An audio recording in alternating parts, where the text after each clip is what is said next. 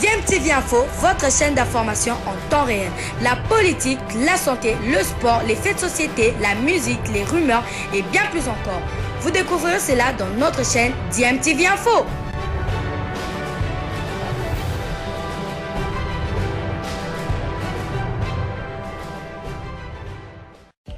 Vous êtes sur DMTV, bonjour ou bonsoir, tout dépend de l'heure à laquelle vous nous suivez. Tout plaisir est pour nous de vous retrouver, mais surtout de savoir que vous êtes nombreux en train de suivre votre chaîne YouTube DMTV. DMTV qui vous propose l'actualité, vous propose également des analyses et des réflexions sur des sujets d'actualité, sur des faits sociaux, tout simplement sur des réalités que nous observons ici chez nous en République démocratique du Congo. Éliminatoire de la Coupe du Monde Qatar 2022, ils sont quasiment tous là. 26 léopards sont dans la tanière ici à Kinshasa sur le 27, désormais convoqué après le forfait de Samuel Mutusami. Le seul absent, Meshak Elialina.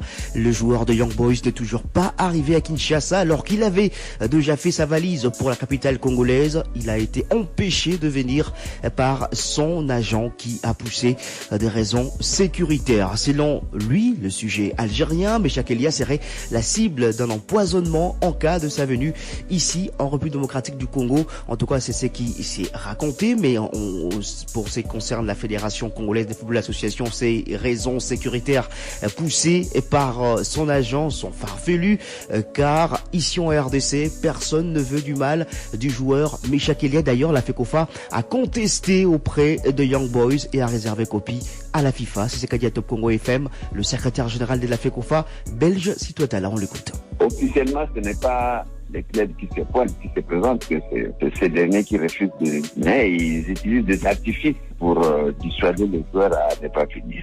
Par rapport aux éléments à notre possession, celui qui sort du lot, c'est son agent, un sujet algérien, et en dehors de ça, du côté club, c'est encore Valais, mais c'est l'agent. Quand les gens utilisent des artifices pour faire accréditer une thèse donnée, la recherche de la vérité, de la vraie, est une tâche fort ardue, mais finit toujours par éclater au grand jour. Selon vos informations, quelles sont les raisons poussées par son agent ou encore son club pour ne pas le laisser venir à Kinshasa? Quand on veut noyer son chien, on l'accuse de rage. Il parle de l'action devant le tribunal du sport qui est encore pendante, et ils estiment que comme cette saisie n'a pas encore été vidée, qu'il serait pas prudent qu'il puisse venir au risque de s'exposer à une certaine insécurité. Je me demande, l'équipe nationale, l'équipe dont le patron est le gouvernement de la République, l'équipe qui soutient tous les Congolais, qu'un joueur, par rapport à son talent, par rapport à ce qu'il a déjà apporté en sélection nationale, un joueur que tous les Congolais attendent, où son agent puisse estimer qu'il puisse se retrouver en insécurité, c'est vraiment n'importe quoi. Si l'agent n'a pas les droits d'interdire à un joueur de venir, donc on peut s'attendre à son arrivée à Kinshasa? Réglementairement, l'agent n'a pas le droit d'interdire à un joueur de répondre à la convocation de son équipe nationale. Mais l'agent utilise des artifices pour amener à emporter la conviction du joueur de renoncer à répondre à la convocation. Donc c'est une manipulation, quoi. Donc ce n'est pas Young Boys qui refuse de libérer le joueur concrètement maintenant. Le club avait tenté de s'opposer au départ. Le joueur avait dit net, je vais répondre. L'étape du club était déjà dépassée. L'agent était malade, lui et son épouse. Mais c'est quand le joueur veut venir que l'agent refait surface, entre en danse pour nous empêcher de bénéficier de l'apport de notre Congolais qui est en forme. Et d'ailleurs, par rapport à cela, nous avons adressé la correspondance à son club et réservé une copie à la commission du statut du joueur. La contestation de la FECOFA, c'est au niveau du club ou au niveau de la FIFA? Nous l'avons adressé au club et nous avons réservé copie à la commission du statut de joueur de la FIFA. Voilà, c'était là le secrétaire général de la Fédération congolaise de football association belge Sitouatala. Il a évoqué notamment ce dossier qui oppose Meshak Elia au tout-puissant Mazembe au niveau du TAS. Mazembe n'a jamais interféré quant à la venue de Meshak Elia en RDC. C'était la mise au point de Héritier Yindoula, chargé de communication du tout-puissant Mazembe, le dimanche dernier au cours de l'émission Top Sport. Je vous propose de l'écouter.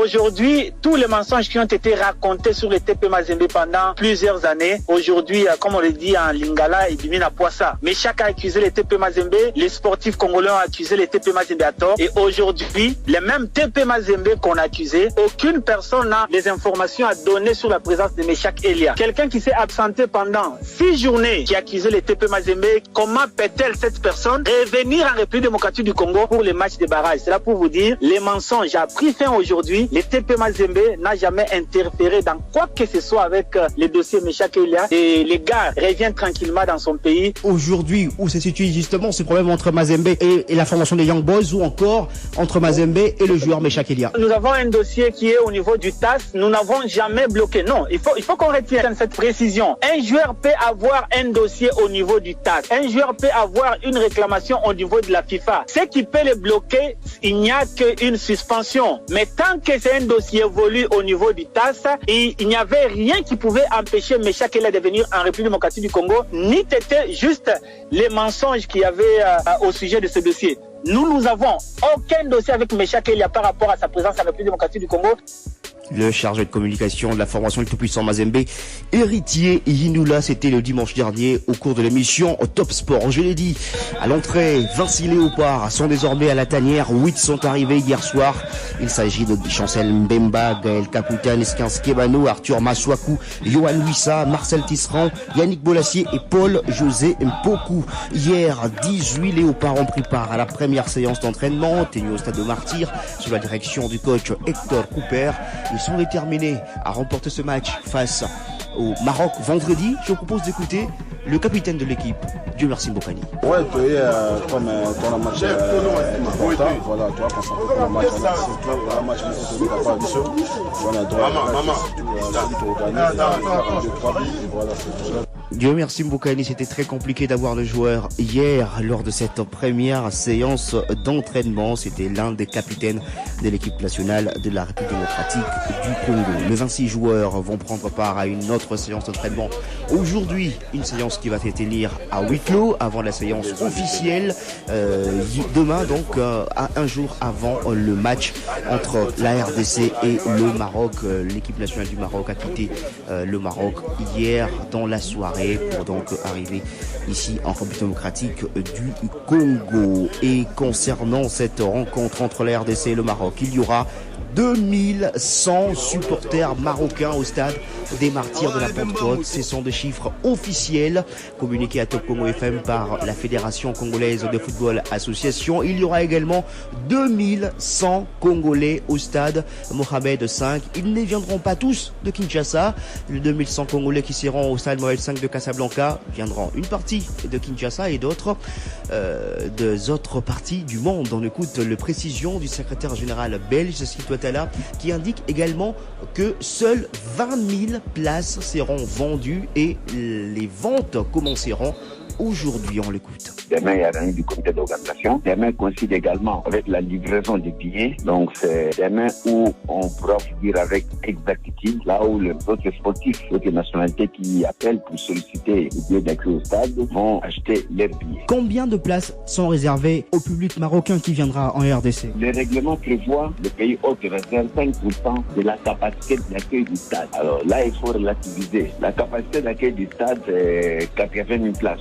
Donc, 5%, on est à 4 000 places. La capacité qu'on nous a accordée par rapport aux places disponibles, c'est 25 000 places. Et le 5%, c'est 1250 places. Quand les Marocains ont demandé, nous leur avons concédé 500 places d'abord, 600 places ensuite, mais en façon diplomatique, il y a eu des échanges avec nos officiels et ils se sont mis d'accord que l'on puisse les réserver 2100 places. Et dans le cadre de la réciprocité, à l'occasion du match retour, donc du match final, la partie congolaise bénéficiera également de 2100 places. Et les 2100 places ne sera pas constitué nécessairement de Congolais qui vont quitter la RDC, mais également et surtout de la communauté congolaise qui est au Maroc et dans les pays voisins pour ceux qui pourront effectuer les déplacements, donc ils pourront suivre le match à ce nombre-là. Puisqu'il n'y a pas de tribune de presse, qu'en est-il de la presse? Est-ce que la place de la presse sera comptée parmi le reste, les 24 500 places où il y aura bien sûr une partie réservée à la presse? En définitive, il a été décidé de réserver toute la partie centrale, donc en commençant passant par ce qu'on appelait dans le temps la tribune centrale, tribune d'honneur A et B, donc qui sont convertis présentement VIP et VIP. Il a été décidé de réserver toute la partie de la chaîne centrale, donc il n'y aura pas vente de billets par rapport à cet endroit. Les billets ne concerneront que les tribunes latérales. Bon, la tribune latérale à droite de la tribune centrale sera réservée aux Marocains parce qu'ils doivent être isolés, ils doivent être dans un endroit propre à eux. Et donc, le nombre de billets à vendre a été sensiblement réduit à 20 000 dans le 5 000 que l'on a géré les différentes demandes. Donc, la demande marocaine, également la presse, dans le 4 500 restants là, donc. Tout à fait.